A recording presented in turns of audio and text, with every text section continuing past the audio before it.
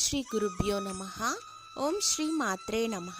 సింహరాశి వారికి మార్చి నెలలో ఎలా ఉందో తెలుసుకుందామా? సింహరాశి యొక్క రాశి ఫలితాలు మార్చి నెలలో చాలా బాగుందనే చెప్పాలి.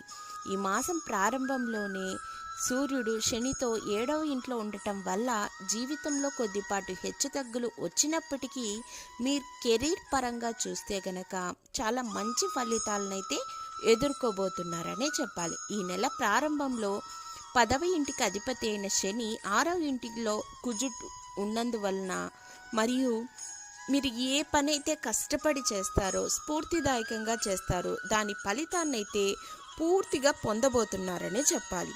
ముఖ్యంగా చెప్పాలంటే విద్యార్థుల విషయంగా 5వ ఇంటికి అధిపతి అయిన బృహస్పతి ఈ నెల మొత్తం 9వ ఇంట్లో కూర్చొని ఉన్నందువలన 5వ ఇంటిని పూర్తి శ్రద్ధతో చూస్తున్నారు మరియు 3వ ఇంటిని కూడా చూస్తున్నారు.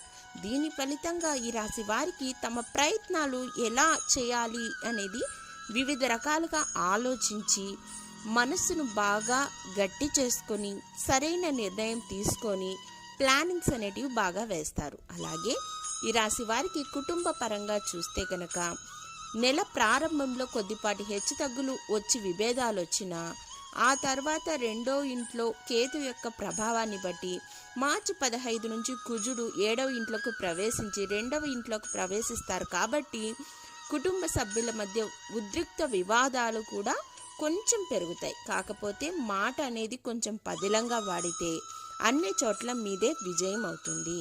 ముఖ్యంగా చెప్పాలంటే ప్రేమ, వివాహం ఈ విషయాలు గనక వచ్చినట్లయితే ప్రేమ జీవితం అంత అనుకూలంగా లేదు.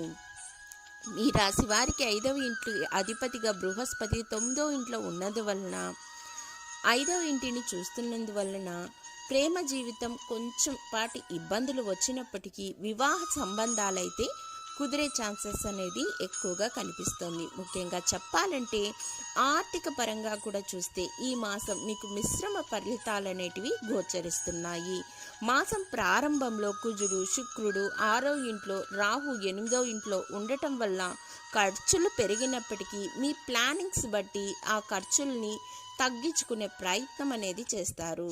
ముఖ్యంగా చెప్పాలంటే సింహరాశి వారి ఆరోగ్యపరంగా చూసుకున్నట్లయితే నెల ప్రారంభంలో కొద్దిపాటి అనారోగ్య సమస్యలు వచ్చినప్పటికీ 6వ ఇంట్లో సూర్యుడు ఉన్నందువలన శనితో పాటు 7వ ఇంట్లో ఉన్నందువలన ఆరోగ్యం పట్ల జాగ్రత్త అనేది అవసరం. అలాగే ప్రతిరోజు గనక అశోక చెట్టుకి నీళ్లు పోసి ఆదిత్యుని గనక ప్రార్థించుకున్నట్టయితే లేదా ఆదిత్య హృదయ స్తోత్రం గనక ప్రతిరోజు చదివినట్లయితే మీకు అనారోగ్య సమస్యల నుంచి బయటపడతారు. అలాగే గతంలో చేసిన అప్పులనేటివి ఈ నెల తీర్చేస్తారనే చెప్పాలి. ధన్యవాదములు.